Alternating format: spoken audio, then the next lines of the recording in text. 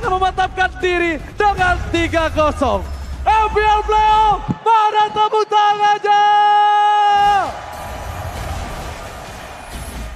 Let's go to the lane of death. Game yang menentukan nasib dari tim Liquid Aura. Tertinggal 2 poin bukanlah hal yang mudah.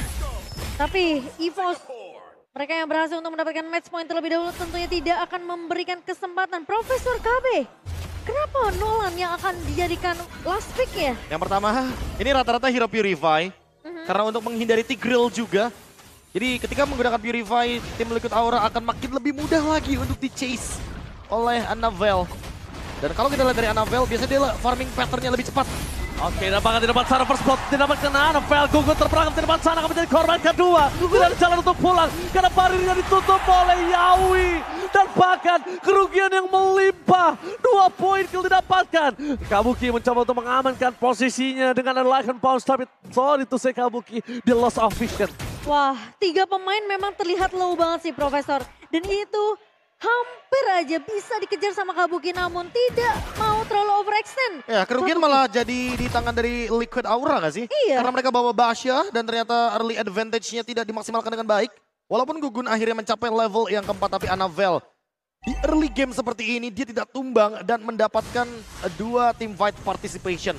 Iya, dan bahkan kali ini cukup berbahaya karena EVOS kalau udah dapetin early-nya berarti ada yang tidak baik-baik saja dari tim Liquid. Karena kita tahu mereka yang harusnya biasa bisa megangin early game, sekarang EVOS yang bisa dapetin momentum tersebut, Profesor. Ya, momentumnya malah dipegang kembali oleh teman-teman dari EVOS Glory. Mereka pegang kendali early game-nya yang dimana seharusnya mereka yang kesulitan di early game, apalagi semenjak pick dari Nolan. Tapi Nolan ini akan membuat rotasi dari Annabelle makin lebih leluasa, dan lihat rotasinya. Lihat Yawi dengan wall charge dia menuju ke arah Cloud tanpa ada following up damage. Yawi hanya bisa diam di depan sana. Tapi lihat Annabelle, dia nggak mau langsung masuk ke dalam. Dia tunggu Fluffy memberikan semua damage yang diberikan, dan Petrify ketika sudah keluar. Ini saatnya Annabelle untuk fokus ke arah Turtle. Objektif Gaming menjadi target utama di sini. Dan alasannya ini dia, Yuzong first pick untuk Fluffy. Memang terlihat begitu kuat zoning yang dilakukan oleh Fluffy, Profesor. Ya, nggak cuma zoning sih, tapi nempelin sekaligus pemain-pemain dari Liquid Aura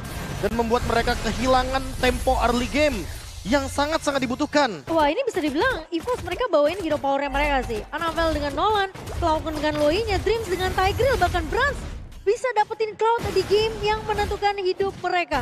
Oke, Brans bahkan memberikan pressure yang luar biasa di area dari gold lane. Begitu juga dengan Fluffy dan Annabelle yang dari tadi farming dengan bebasnya. Hunter Strike di menit yang ketiga. Gila. Sangat-sangat early untuk tipikal hero assassin dengan keuntungan yang berlimpah semenjak dia mendapatkan 2 level di atas dari Gugun.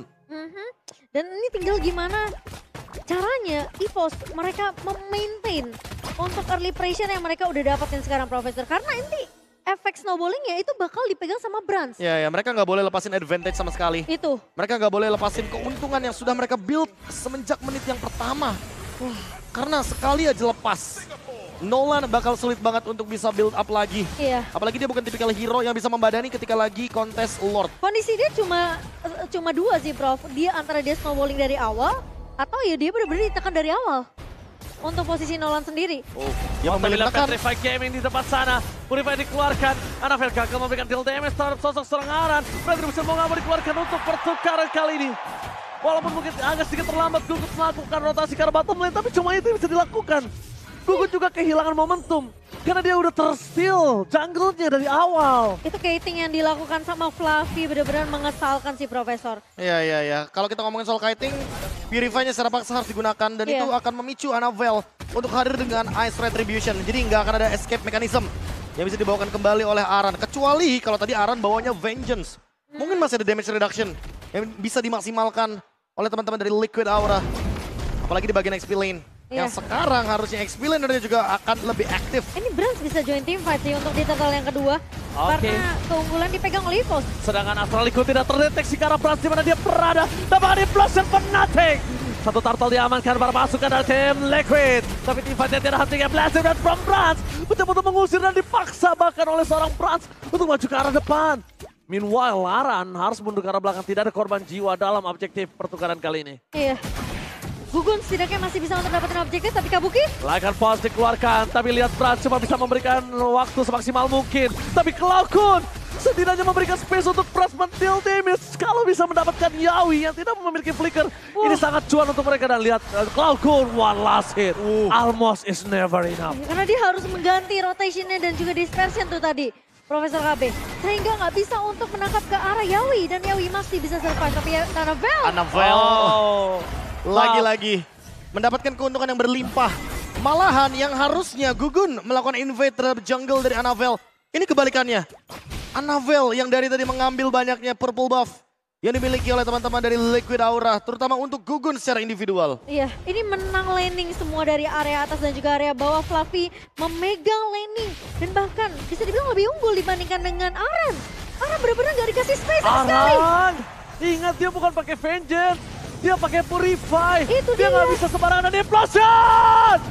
Tidak ada following up damage saya sekali. Mencoba untuk membalaskan kembali keadaan yang dimiliki Fluffy. Zoning out terhadap sosok seorang Gugun dan semaksimal mungkin. Tapi nampaknya Dreams harus ditumpangi dengan dari Kabuki dengan Lycan Pulse yang dia miliki. Gak ada jalan lagi untuk pulang untuk seorang Dreams. Tidak ada flicker. 1 poin yang sangat mahal dengan teamfight yang cukup panjang.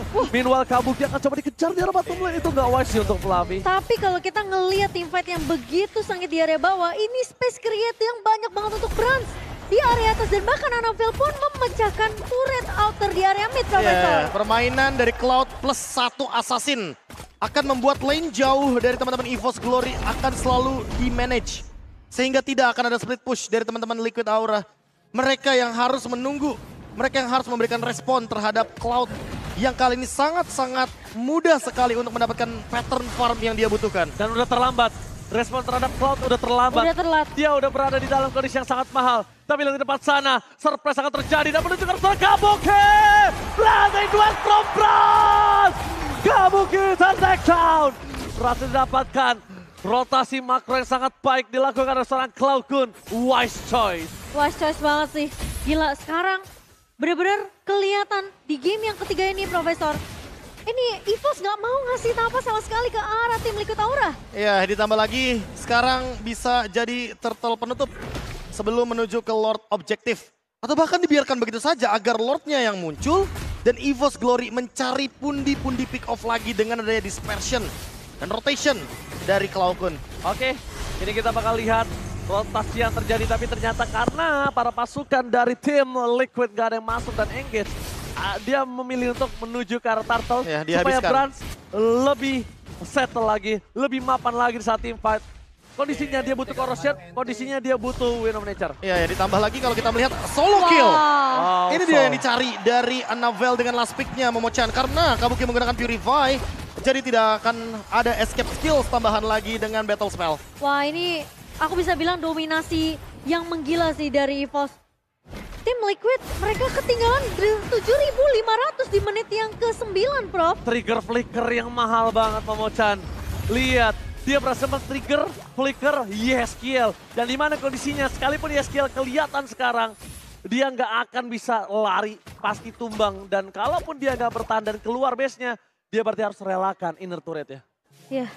Dan sekarang masalahnya invasi jungle udah mulai dilakukan juga oleh pemain dari EVOS. Brans dapetin space yang banyak banget. Ini Cloud-nya terlalu snowballing, Profesor KB. Ya, dan tidak bisa dihentikan. Karena sekalipun nanti akan ada solusi untuk bisa take down lini depan dari EVOS Glory, Anavel dan Brans akan selalu berpencar. Farming di tempat yang berbeda. Bahkan Anavel, Blade of Despair di item yang ketiga setelah dia menyelesaikan Heptasis dan juga Hunter Strike. Dia sudah sangat snowball. Dan 4.000 gold difference antar jungler. Gugun dengan menggunakan tank jungle-nya di shutdown dari early game. Dan ini menjadi game yang benar-benar keuntungan bagi Nolan. Yes. Momochan, kita bisa melihat kali ini membuat EVOS Glory dengan 7.000 gold difference. Ini yang sangat kuat, itu ada 2. Iya. Anavel dan Brans ya. Gimana cara mereka menghentikan Justru 2 ini ketika mereka tidak punya power of suppress? menurut aku sih memang sebenarnya dari tim Liquid mereka harus untuk bawa game ini menuju ke arah mid to the late game. Karena gimana pun mereka bawa Loi, mereka bawa Roger yang dimana YesKill mungkin bisa jadi pemegang magic damage yang cukup mengerikan di arah mid to the late game. So mungkin hindari beberapa skirmish hindari beberapa team fight besar yang bakal dibuka oleh pemain-pemain dari EVOS, itu mungkin bisa menjadi kunci Profesor untuk di game yang ketiga kali ini. Ya, dan bahkan kalau kita lihat dari perseteruan yang ada, tinggal gimana caranya teman-teman dari EVOS Glory yang memicu untuk tim fightnya karena mereka udah unggul dari 8.000 gold. Dan bahkan masih terus berlangsung untuk keuntungannya. Bait Tapi yang sampai ternyata gagal. Fluffy di arah bottom lane. Mereka berhasil melakukan bait kembali. Dengan distraction yang dilakukan.